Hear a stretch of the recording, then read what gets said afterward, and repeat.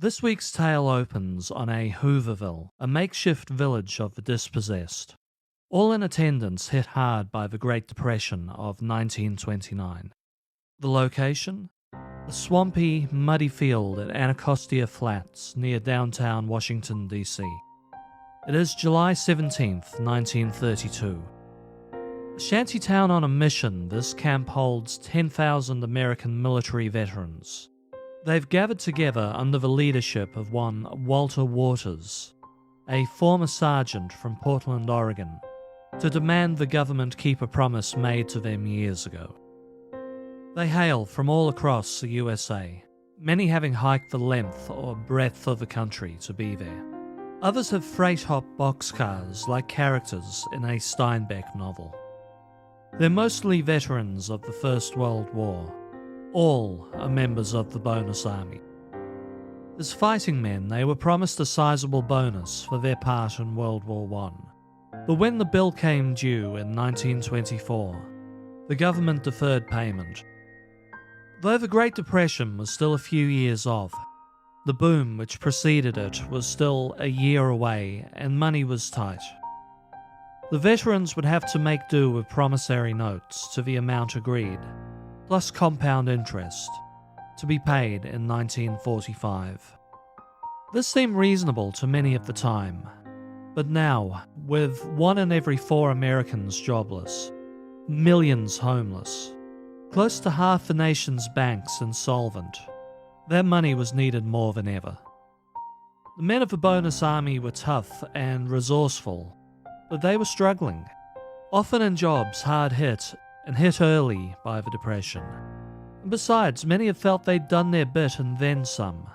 They made the world safe for democracy and capitalism, and in their time of greatest need, was it really too much to ask for democracy and capitalism to come through for them, and hand over the $2 billion collectively owed them? Some politicians listened. A bill was introduced and passed through Congress to grant the men an early payout. But then President Herbert Hoover threatened, if it went through, he would use his powers to veto it immediately. He didn't need to. The Senate did the dirty work for him. The Bonus Army was tired, dejected, and much in need of an inspirational leader to revive their spirits. On the podium on July 17th, one such leader, Major General Smedley Butler. Butler was a retired Marine Major General with one of the more impressive records in Marine history. A soldier's general, he spent much of his career fighting alongside the men. He was well known to some as a guy who always had the soldiers' backs. A guy who would never ask anyone to do something he wasn't willing to do himself. On retirement, Butler joined the public speaking circuits and was a vocal advocate for soldiers' rights. The Bonus Army asked him, as an ally, if he would come to Anacostia Flats and speak with the men. He gladly obliged. On stage, a worked-up Butler addressed the men in his gruff, booming voice that belied his small, wiry frame. Makes me so damn mad a whole lot of people speak of you as tramps. By God, they didn't speak of you as tramps in 1917 and 18. He exclaimed, in response to media commentary. The men were an unkempt rabble. Let me tell you something. I've been all over the world. I've seen you fellas on the streets in Washington. There isn't this well-behaved group of citizens in the world that's sitting right in this camp. Furthermore, he called on the men to remain peaceful. Don't make any mistake about it. You've got the sympathy of the American people. Now don't you lose it. He called on the Bonus Army to keep it together and continue their fight for the bonus. If they lost this battle, don't despair. They hadn't lost the war. Sorry all, I couldn't find footage of this bit to sample, so you get me. I ran for the Senate on a bonus ticket and got the hell beat out of me. Now many of these men were considering a free train ride home, a government bribe aimed at thinning out the crowd. The army would then swoop in and break up the camps. No doubt Butler knew this. Knowing many had a home to return to and would take that ticket, he advised. And when you go to the polls, lick hell out of it. 2 weeks later, the army did break up the camps. Sent in by General Douglas MacArthur, there was an ugly, messy, tear gas-filled stoush. Cavalry officers, men with bayonets, even 6 tanks and men with machine guns were rolled out to move the unarmed protesters, many of whom had nowhere else to go at this point. 2 protesters from the Bonus Army were killed. The Bonus Army did continue their fight, however, and in November 1932, the wider voting public, sick and tired of President Hoover's callous, ineffectual management of the Depression, emphatically voted for the Democrat Franklin Delano Roosevelt. In his first 100 days, FDR brought in a raft of policies to lift the economy out of the doldrums. Given multi-letter acronyms, some refer to his plans as alphabet soup. One policy, and this is very pertinent to our tale, was to uncouple paper money from the gold standard. Under the gold standard, all money must be backed by an equivalent sum in gold. By dumping this, moving the economy towards fiat money, money was realigned more as a current reflection of the expected future value of the wider economy. Politicians could much more easily speculate on a brighter future under fiat money. The term, a riff of the Latin, fiat lux, let there be light. One could proclaim, let there be money, and Treasury could print the money needed to pay workers, to literally rebuild the nation. Amid the wide-ranging public works, vast infrastructure projects kicked off, many of which paid huge future dividends. Projects like freeways, schools, city halls, wastewater plants, even the Hoover Dam, started prior to Roosevelt's New Deal but completed on New Deal funding, owed a lot to FDR's plans. People were suddenly working and paying taxes and spending, and this created virtuous circles. The USA would be on its way towards resuscitating the nation's economy by the eve of World War II. Now, a move from the gold standard was in no small part also meant to put the brakes on rich Americans, or investors in the American economy, suddenly exchanging all their paper money for gold, as is often the case in times of recession, and then moving that wealth offshore for the foreseeable future. And as far as the rich were concerned, there was another downside to this plan. It drove inflation, lowering the value of each solitary dollar. This was a threat to anyone still wealthy enough to have millions of dollars in cash, stored away somewhere. How would America's wealthiest citizens react to this? Well, we'll come to that, but for now, back to Smedley Butler. On the morning of July 1st, 1933, General Butler took a phone call from an acquaintance at the American Legion, a large servicemen's organization that, unlike the Bonus Army, regularly took the businessman's side. The Legionnaires were often used as strikebreakers in industrial actions. The call was to advise a couple of war veterans from the Legion were on their way to meet with him. 5 hours later, a chauffeur-driven limousine pulled up outside. 2 well-dressed men got out. These men were Bill Doyle, commander of the Massachusetts Division, and Gerald McGuire, former commander of the Connecticut chapter, and by day, bondbroker on Wall Street. Butler was wary of the Legionnaires, but always happy to give any old soldier a hearing. He warmly welcomed the men in. After some small talk on adventures and war wounds, the visitors got to their point. They represented a shadowy group of veterans who were tired of the Legion's leadership. They hoped to roll them in the upcoming convention in Chicago and needed Butler's help. They asked Smedley to take to the stage at the convention and call for the ouster of the royal family, as they referred to the leadership. Though no fan of the royal family, Butler had no interest whatsoever in getting involved. It was none of his business who ran the Legion. The 2 men countered. Would he at least attend as an honoured guest?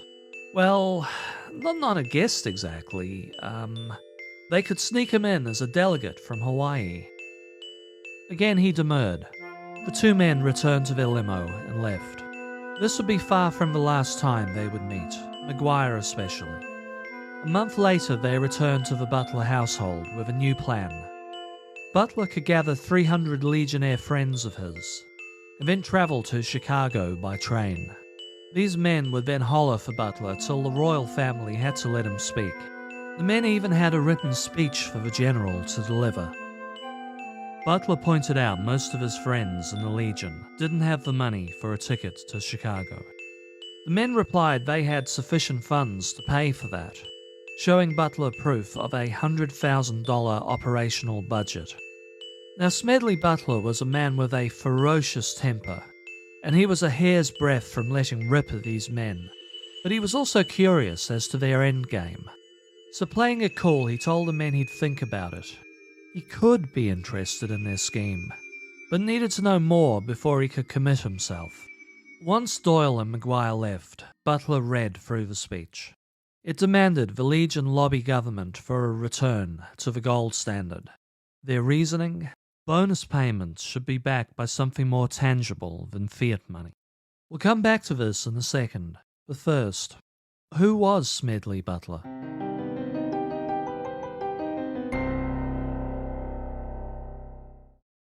Smedley Darlington Butler was born on July 30th, 1881, to a distinguished, largely pacifist Quaker family. I say largely as both grandfathers fought for the Union Army in the American Civil War. His family had previously been active in the fight against slavery in the Underground Railway network, helping runaway slaves to freedom. And when the war broke out, they felt they must play their part. His family were politically active and influential, his lineage including congressmen. His own father, Thomas Butler, was one such politician. As a child, Smedley dreamt of becoming a soldier. Aged 12, he joined up with the Boys Brigade, giving him at least some sense of military life. The battleship USS Maine exploding in Havana Harbor on February 15, 1898, gave Smedley the reason he needed to sign up. Prior to the Maine incident, a war of independence between Cuba and their colonizers, Spain, had been in full swing for several years. The Maine was stationed in the harbor to protect American business interests in Cuba. A boiler had malfunctioned, causing a catastrophic explosion, but speculation ran rife the Spanish had blown the ship up. A large number of Americans were livid with Spain and called for a declaration of war. The politicians soon obliged. Many young men, including a 16-year-old Smedley Butler, enrolled in the armed forces to fight the Spanish. Butler signed on as a Marine. Cutting his teeth in Cuba, he returned home in 1899. Promoted to lieutenant, he was then deployed to the Philippines, where he led a battalion. This war was a continuation of the war with Spain, just taking part in another of their colonies. Showing the kind of daring-do that would later become his trademark, he led an assault on the heavily armed stronghold of Nocoleta, battling through a rain of heavy gunfire to capture the enemy base. In his downtime, he had a massive tattoo of the Marine Corps emblem tattooed onto his chest, which in turn made him deathly ill, as the tattooist had used a dirty needle. From the Philippines, Butler fought alongside a multinational peacekeeping force against the Boxer Rebellion in China. America, of course, had business interests in China that needed protection, a constant of Butler's service. One of the first missions was to protect an American compound near Tientsin against 50,000 Boxers. He was in charge of a considerably smaller force. At one point in the conflict, he risked his own life by weaving through enemy gunfire to rescue an injured Marine private. Remarkably, the Marines broke the siege and sent the Boxers running. He was shot in the thigh himself by a stray bullet while taking out a high-walled Boxer compound, but he fought through the injury. While healing from the battle, he was promoted to captain. He went on to fight in Peking, his leg injury not yet fully healed. In 1902, Butler was in Panama. In 1903, a revolution erupted in Honduras, and Butler was sent in to protect America's banana exporters. He continued to serve with distinction, and in 1908 was promoted to major. 1909 saw him stationed again in Panama, then Nicaragua, both hotspots with American business interests. In the latter mission, he protected a highly unpopular government, who had seized power but also had the virtue of being friendly to American business. One tale from Nicaragua. In 1912, Major Butler was sent in to liberate a captured railway line, with a crew of just 100 men. The train was being guarded by a much larger force. Rather than risk being outgunned, Butler turned to asymmetrical warfare. Walking towards the rebel forces with 2 cloth sacks in hand, he demanded the rebels hand the train over to him. He told the rebels if anyone tried to stop him taking the train, he was carrying 2 bags full of dynamite. Get in his way, they would all be blown to kingdom come. His bluff worked. He briefly rose to governor of the district of Granada in Nicaragua. This mission sat particularly uncomfortably with Butler. He knew this time, in no uncertain terms, the majority of the population detested the conservative government of Adolfo Diaz.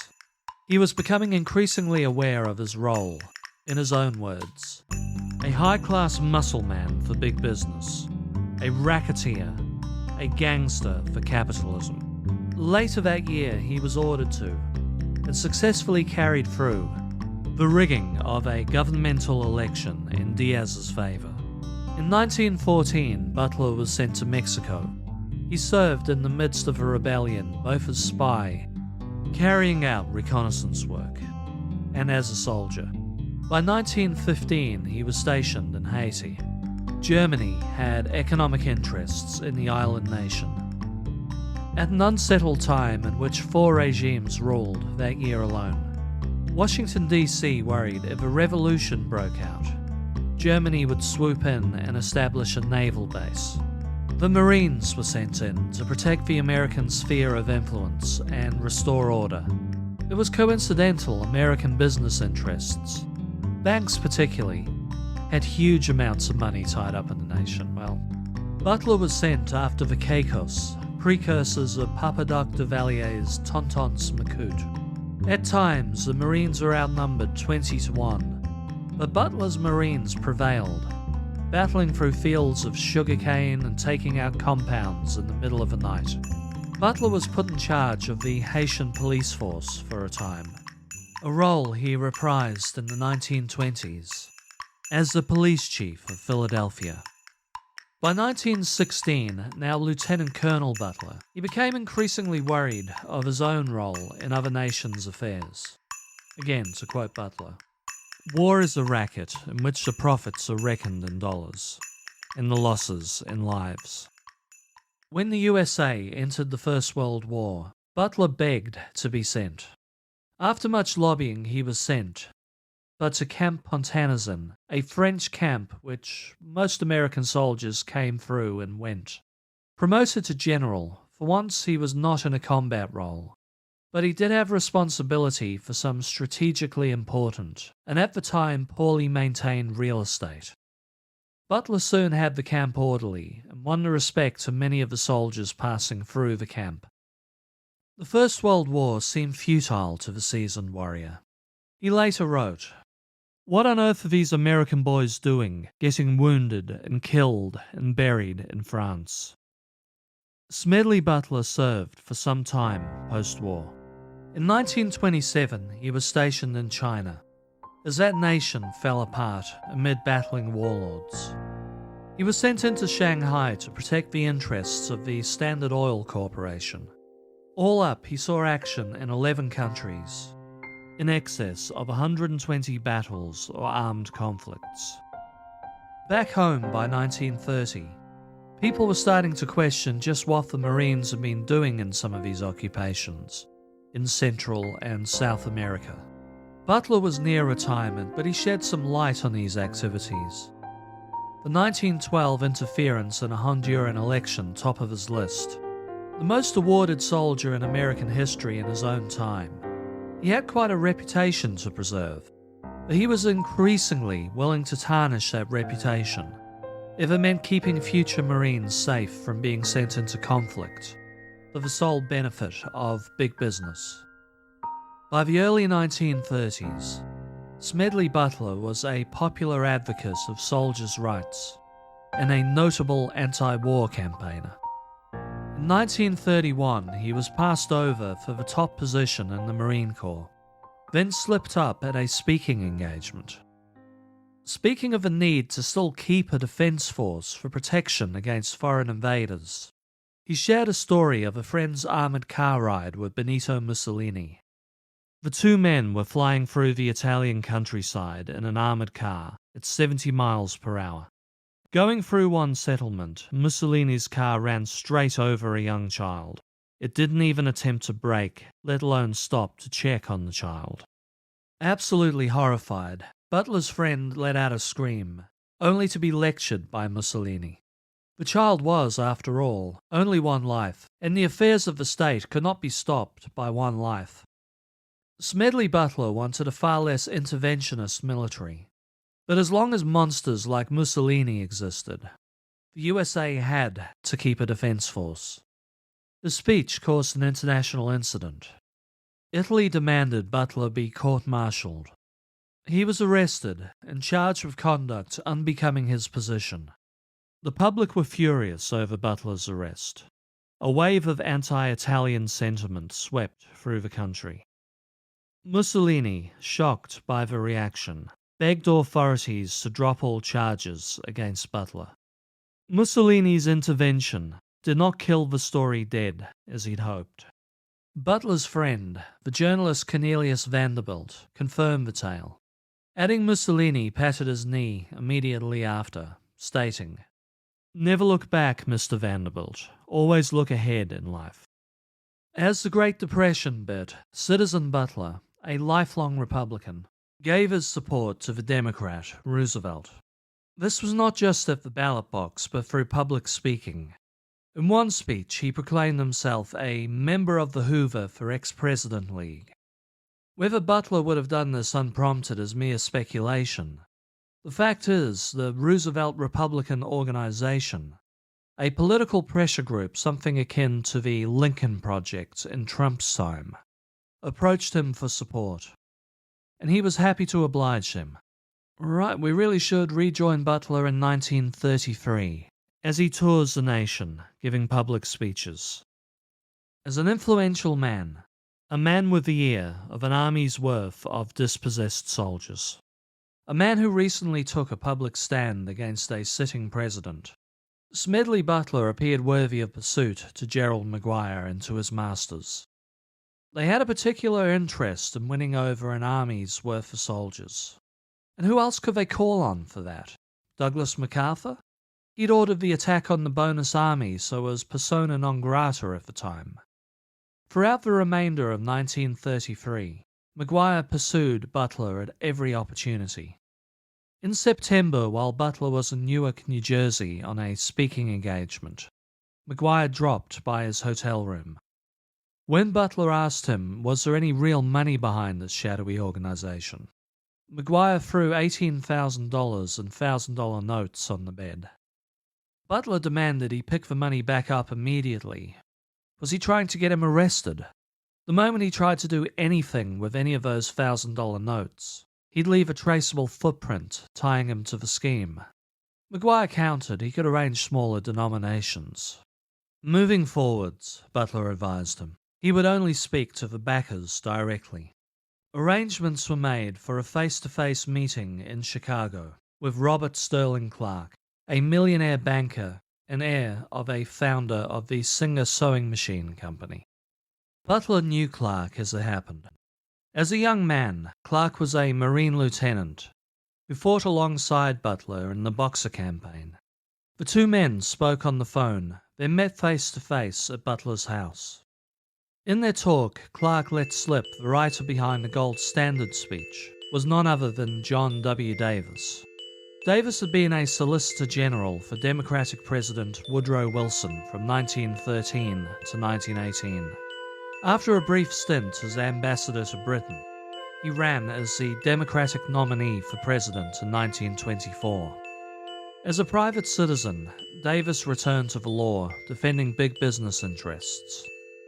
Though now remembered, if remembered at all, as the guy who argued against school desegregation in the landmark Brown v. Board of Education case, he was then the head counsel for the mogul J.P. Morgan. As they talked in his study, Butler challenged Clark head-on. This speech has very little to do with soldiers getting their bonus. It felt like another racket, another big business plot. What was his interest in all this? Clark briefly hesitated, took in a deep breath, then honestly answered.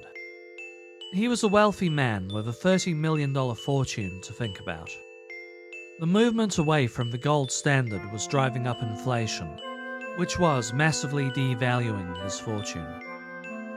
Clark was utterly convinced Roosevelt would beggar him and his kind and was willing to spend half of his fortune to force the country back onto the gold standard. But why would Roosevelt give in to pressure if a group of old soldiers started making some noise over this? Clark answered Roosevelt was a blue blood like him. He had his class loyalties to protect after all, and would bow to pressure given half a chance. And when he did, they, the blue bloods, would descend to offer their support and all would be forgiven. Butler told Clark he wouldn't let veterans be used to undermine democracy. He wanted no part in the scheme. Clark countered. Butler was working because he had to. All his years of service may have brought a wealth of experience, but no great financial fortune. Butler had a large mortgage still to pay and he knew it. If Smedley was willing to do this for them, the cabal would pay his mortgage for him. Butler was enraged, and though he knew he should stick to the plan, just keep on collecting evidence on these people, he absolutely lost it with Clark, hollering at him to get out, go into the hallway, go look at all those mementos of his long career, all on display out there. They were rewards for loyalty to his nation and to poor people and to his people, and he would not risk his reputation over that for anything. Minutes later, Clark sheepishly returned and asked if he could use Butler's phone. He made a phone call to McGuire to advise him to go with Plan B. In Chicago, the royal family would be inundated with telegrams demanding they back a return to the gold standard. He then left. Days later, Butler read in the papers. They indeed had been inundated with such telegrams. He may have been excused if he thought that this was the last he'd hear of this shadowy cabal. But then what kind of tale would that make? Sorry, all this will have to be a two-parter. Readers, podcast listeners, my own slowly growing bonus army. Please tune in 2 weeks' time and we'll conclude this tale.